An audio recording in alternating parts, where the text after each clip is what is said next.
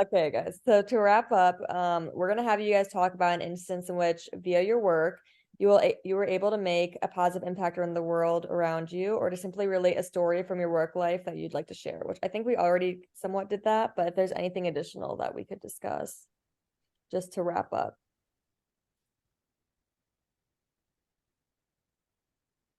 I can go first. Um, in my 2.5 years that I worked for this Cleveland Clinic satellite, I got to be part of the team that started a new grad committee. So we would support all the new grads coming in, regardless of departments, help just make them feel comfortable, show them the ropes, give them a safe space to have questions and to come forward with concerns. I don't know about you guys, but for sure in the ER, it's still very much a nurses eat their young mentality in a lot of places. So coming in as the new fish, the lowest on the totem pole, can be really hard sometimes. Yeah. No, it's like so overwhelming being a new nurse. One, you're trying to like meet all these people that you're supposed to work with very often, and then you're also supposed to learn all this information that maybe you didn't learn in nursing school, or you're trying to implement more.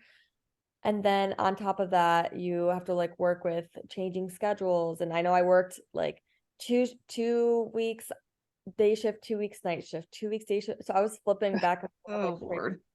I know, and you know it's, and I felt like at some point too, the hospital kind of like owned me because they could have me night shift, they could have me day shift whenever they wanted, they could have me weekends, weekdays. So I'm like, oh my gosh, there's literally no time in the day that like I am not available to the hospital. And then I think that's kind of like when I made the change to go outpatient, because I Mm, realized that I just really wanted like hours of the day where it's like, no, these are mine. And so mm. because it does lead to burnout, and I was in that for a year. So I think that um anyways, in terms of making a positive impact in the field of nursing, so I mean, I know Hannah mentioned she makes lots of positive impacts, but yeah, I think that like even advocating is like such a big thing that you can do, and it's hard to say like in the world around you, but there's definitely ways to do that. But um, like I also like I speak Arabic. I'm not a translator, but I would definitely try to volunteer to take all the Arabic speaking patients on our floor, because I really wanted them to feel um just like an extra level of comfort, that they could talk to me in like their native language. And we even had a patient that only spoke Arabic and Spanish, and like I don't speak Spanish, but I do speak Arabic, and so it's very interesting that she barely spoke English, but her two predominant languages were Arabic and Spanish, and so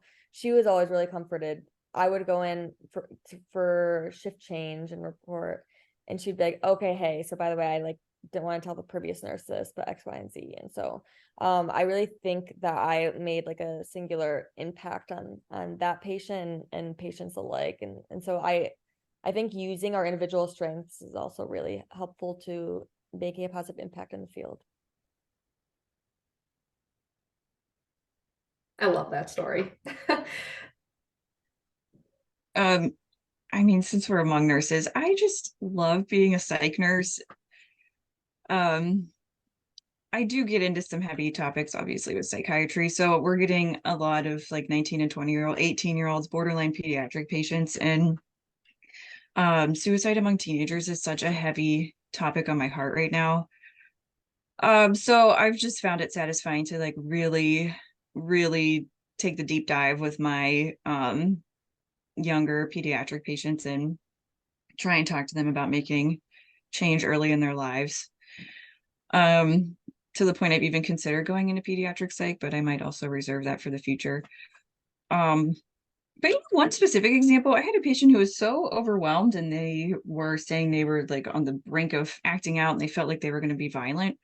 And I kind of just tried to keep my composure and I helped them identify they were just going through nicotine withdrawal. And that's why they were feeling so horrible and got them nicotine replacement. So um, we're always helping people in a crisis.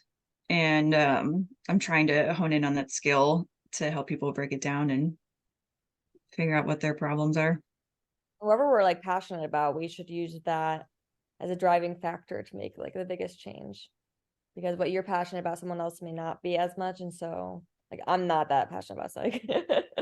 So definitely, yeah, props to you for doing psych. It's it's mentally tolling for a toll for sure. So I give you props. But yeah, I mean that's such a heavy topic, and like you said, like that requires, and I think nurses, it's so important, like education, like educating these people. Hmm.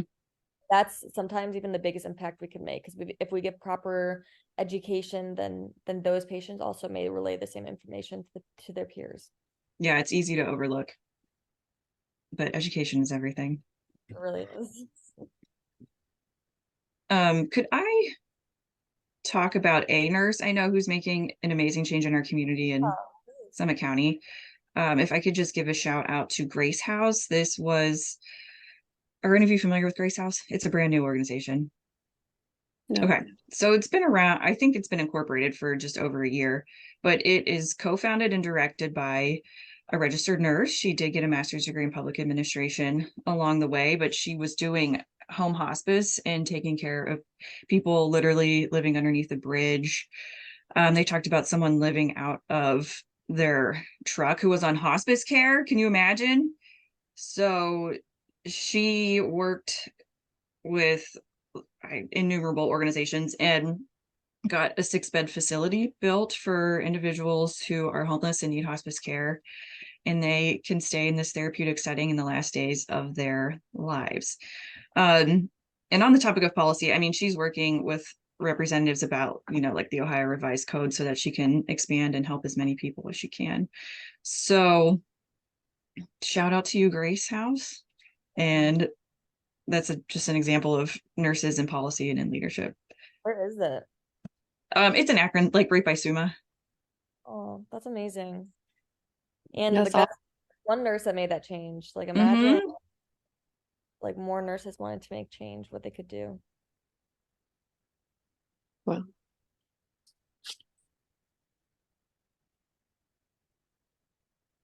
Okay, does anyone else have any kind of last remarks, or anything to add before we wrap up? Okay, well, thank you guys so much for this. This is just a great way for prospective students or our current students to just kind of get more of an idea of the field, and also seeing just like the impact scholars can make after leaving the GCPL program, especially those of different majors. I know entering GCPL, I was kind of nervous being a nursing major because I thought people would look at me being like, why is she here? But no, it's such a welcoming environment, and they really encourage, they want people of all different majors. And so it's nice to kind of see examples of that with these four faces here. And we can hopefully, maybe someone will take something from this, and maybe we'll recruit a nurse, who knows. Lord knows we need them. Oh, yep, we definitely do. But thank you guys so much.